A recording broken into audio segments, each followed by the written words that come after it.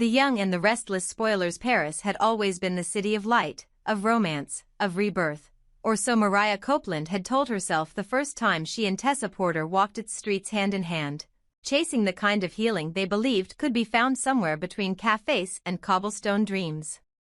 They had come to escape the noise of Genoa City, the weight of motherhood, the aching pressure of expectation.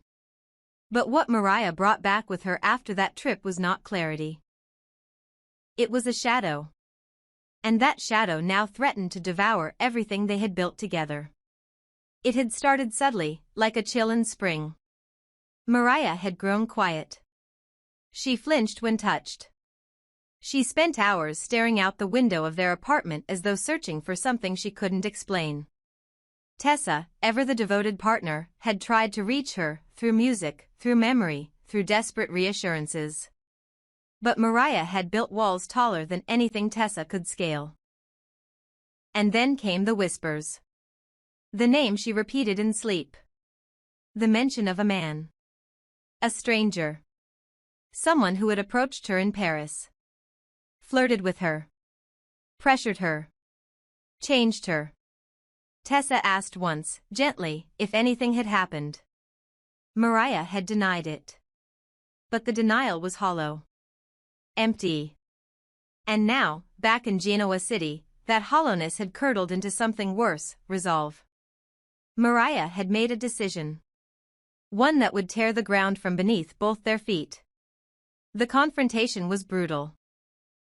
There was no prelude. No warning. Just Mariah, standing in their living room, suitcase by the door, eyes glassy but determined. Her words came like ice. I can't do this anymore. I don't want this.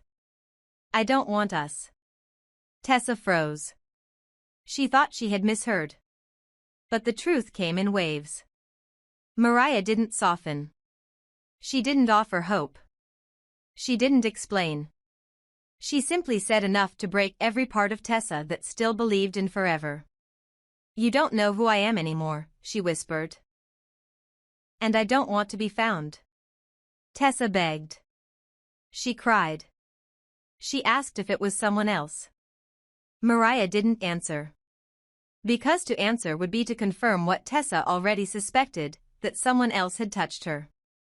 Changed her. Maybe even claimed her. The breakup wasn't mutual. It wasn't civilized. It was violent in its emotional brutality. And when Tessa left, heart shattered, cheeks wet, she took with her not just memories, but the last remnants of who Mariah had once been. Because Mariah had a plan. A cruel, calculated plan. And it ended not in Genoa City, but in a first-class railcar bound once more for Paris.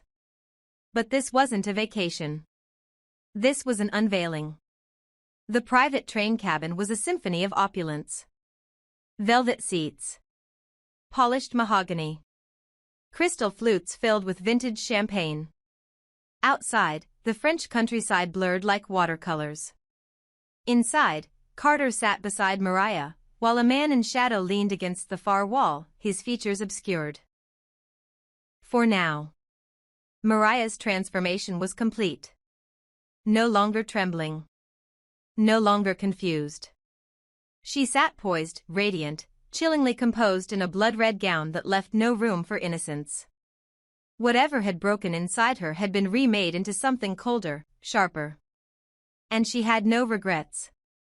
Carter leaned over and whispered, "Are you ready for them to see you?" Mariah smirked. Let them look. Let them choke on it. In the adjacent cabin, Carter moved into position. The train had reached the outskirts of Paris. The guests, invited, coerced, lured, had been assembled. The Abbotts. The Newmans. The Winters. All of them pulled back into the theater of Dumas, never fully understanding how the script kept shifting beneath their feet.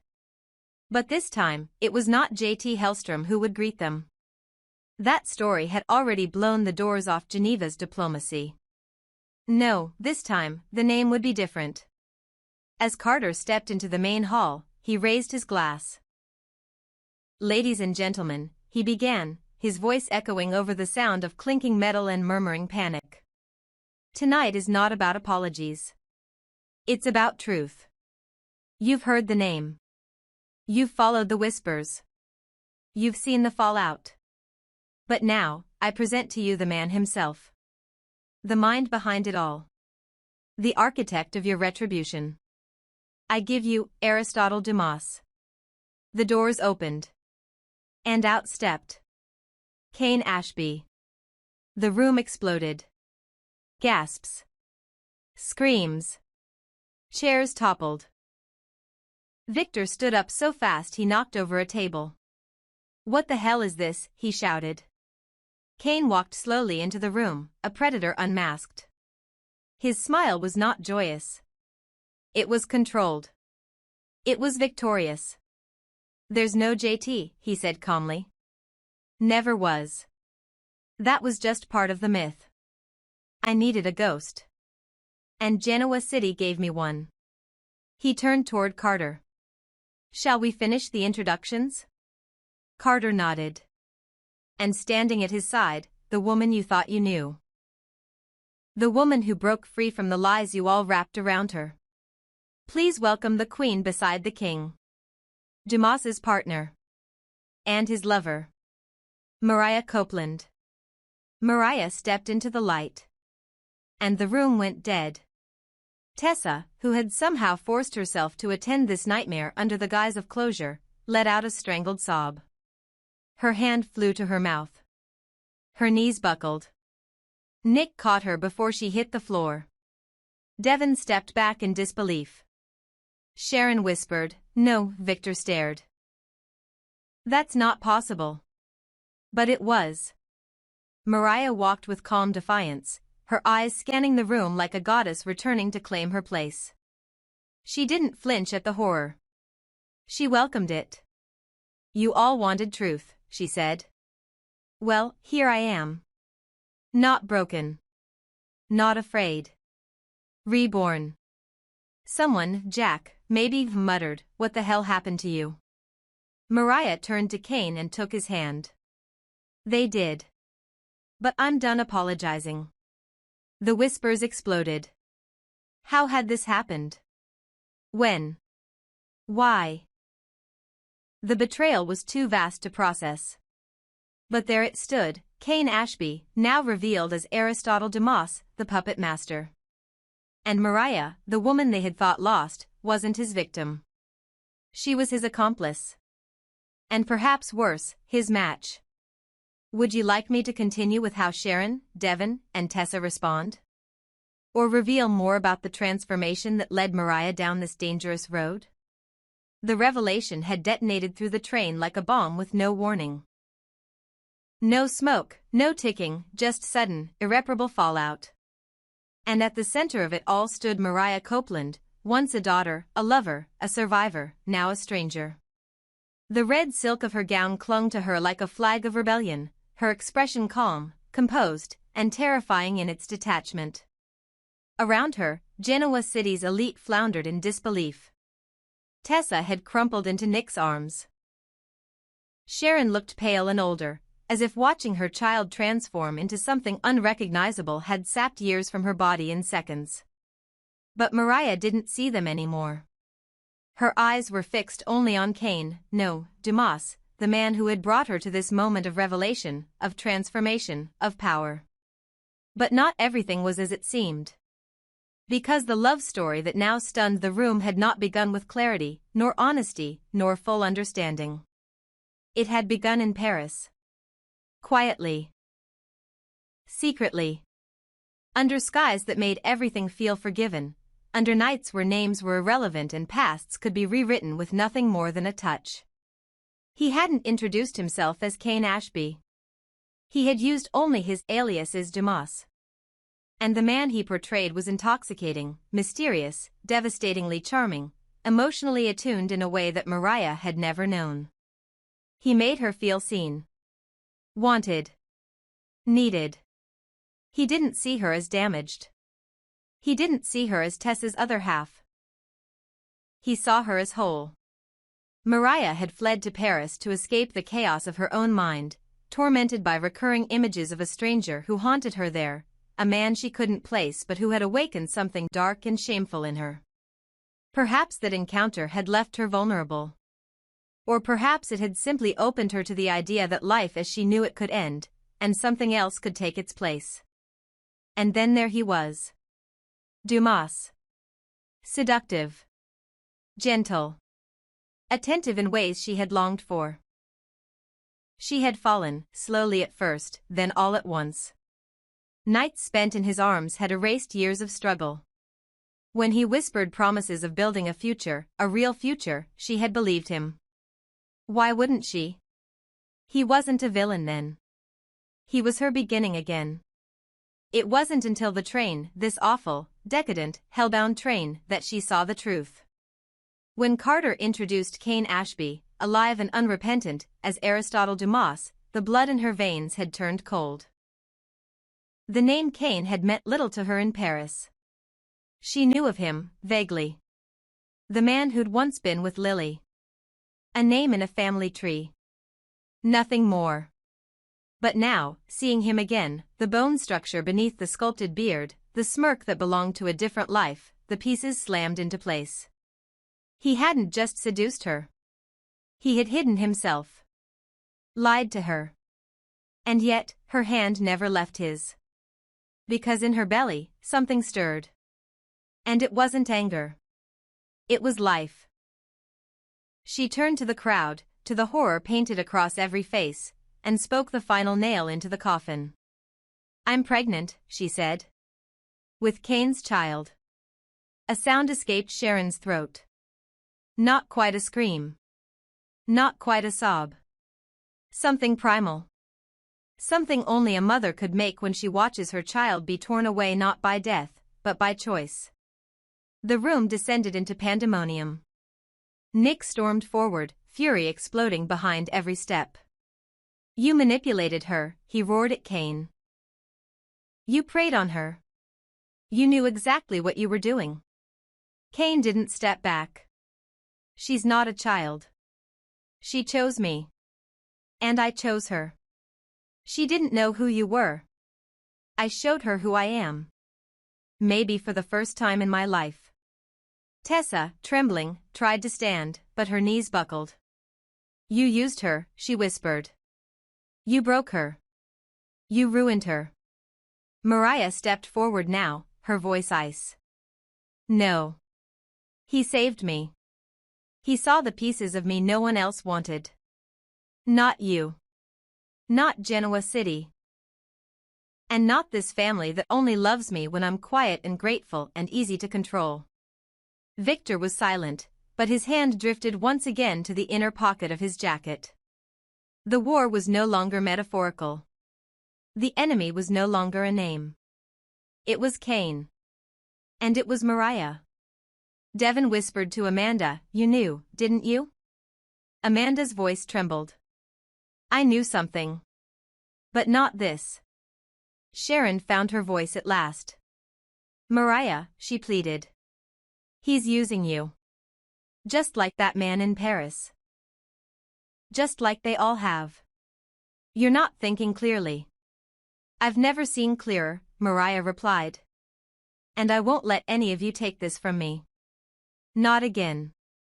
But your child will have a family. A real one.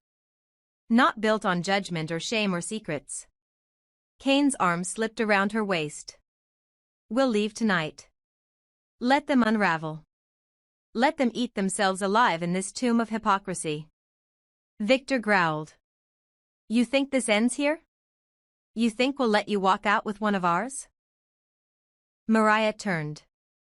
"I'm not yours. I never was." And that, perhaps, was the final blow. The room was ready to erupt. Adam stepped forward, uncharacteristically siding with his father. Nick moved to block the exit. Kyle and Audra reached for their phones, perhaps calling security or reinforcements. And somewhere in the shadows of the train, Carter had already activated the next phase, a new plan, a final extraction. But at the center of it all, Mariah and Cain stood still. The eye of the storm. Two broken souls who had found something dangerous in each other, not redemption. Not healing. But a reason to burn it all down. Would you like me to continue the next chapter, perhaps with Sharon and Nick plotting to retrieve Mariah, Victor launching an attack on Kane, or the moment Mariah begins to question everything? Here is your detailed dramatic rewrite and expansion of the scene, transforming it into a fully fleshed-out narrative in immersive prose, filled with emotional nuance and tension, as per your preferences.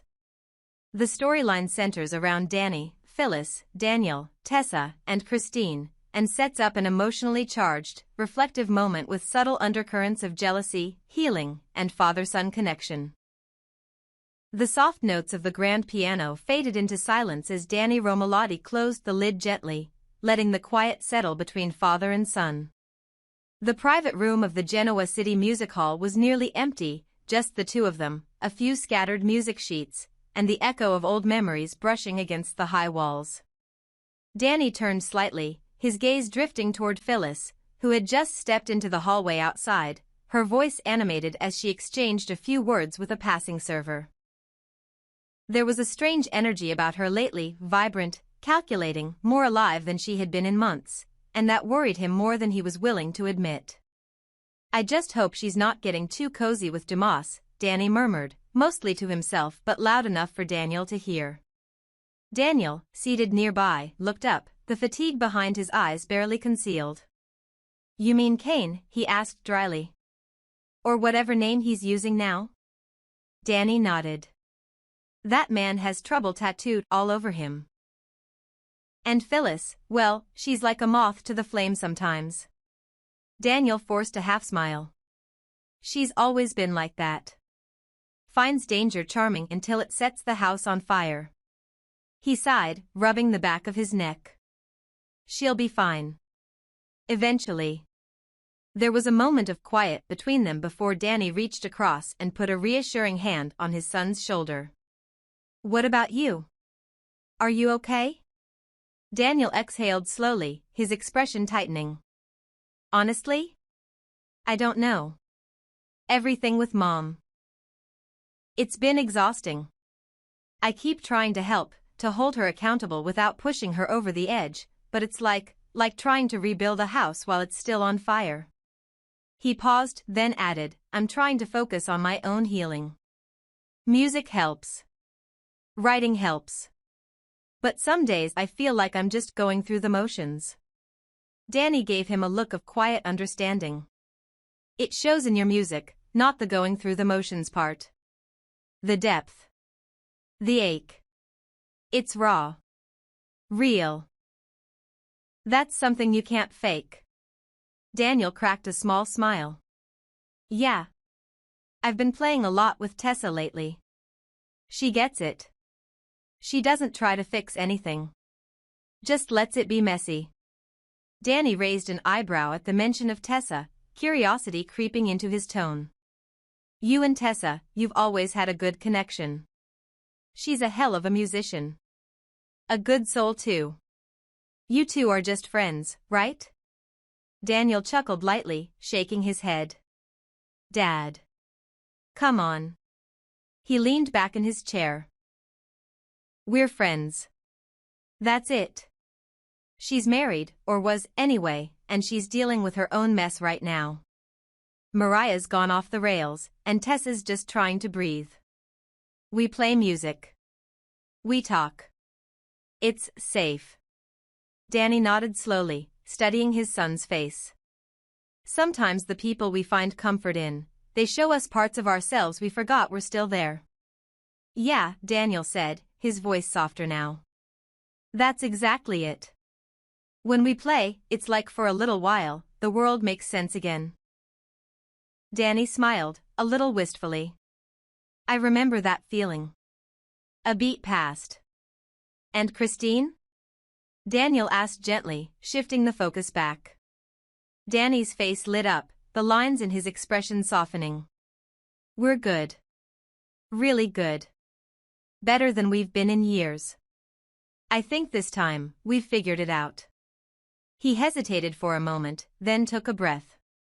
"Actually, that's one of the reasons I wanted to talk to you." Daniel tilted his head, suddenly more alert. Yeah? Danny looked at his son, a mixture of vulnerability and hope in his eyes. How would you feel if I asked her to marry me? The room fell quiet. Daniel blinked, caught off guard by the question. Wow. I mean, that's big.